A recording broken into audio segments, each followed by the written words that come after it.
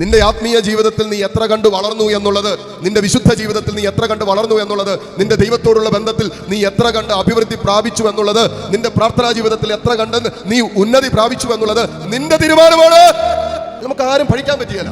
ഇന്നല്ലെങ്കിൽ നാളെ കർത്താവിന്റെ ദിനത്തിൽ, ഞാൻ അവനെ കണ്ടുമുട്ടുന്ന ദിനത്തിൽ അവന്റെ മുമ്പിൽ പച്ചയ്ക്ക് ഞാൻ നിൽക്കണം. ഞാൻ പ്രാർത്ഥിക്കാതിരുന്നതിനും ദൈവം എനിക്ക് ഒരുക്കിയ അനുഗ്രഹങ്ങൾ സ്വന്തമാക്കാതിരുന്നതിനും ഞാൻ ആരെ പഠിക്കും? ക്ഷമിക്കാതിരുന്നതിന് ആരെ പഠിക്കും? ആരെ പഠിക്കാൻ പറ്റില്ല. കർത്താവിന് മുമ്പിൽ നിൽക്കുമ്പോൾ കർത്താവ് ചോദിക്കുക, നീ എന്തുകൊണ്ട് ക്ഷമിച്ചില്ല എന്ന് ചോദിച്ചാൽ നമ്മൾ എന്ത് ഉത്തരം പറയും? നമ്മൾ എന്ത് ന്യായീകരണം കൊടുക്കാൻ പറ്റും? നമുക്ക് ഇന്ന് ഭൂമിയിൽ ഒത്തിരി കാര്യങ്ങൾ നമുക്ക് ന്യായീകരിക്കാൻ പറ്റും. ഒരു കുഴപ്പമില്ല. എന്റെ ജീവിത പങ്കാളി അങ്ങനെ ആയതുകൊണ്ട്, എന്റെ മക്കൾ ഇങ്ങനെ ആയതുകൊണ്ട്, എന്റെ സാഹചര്യം ഇങ്ങനെ ആയതുകൊണ്ട്, എന്റെ കുടുംബം ഇങ്ങനെ ആയതുകൊണ്ട് അച്ഛാ എന്നൊക്കെ പറഞ്ഞ് നമുക്ക് ന്യായീകരിക്കാൻ പറ്റും. ഓക്കെ.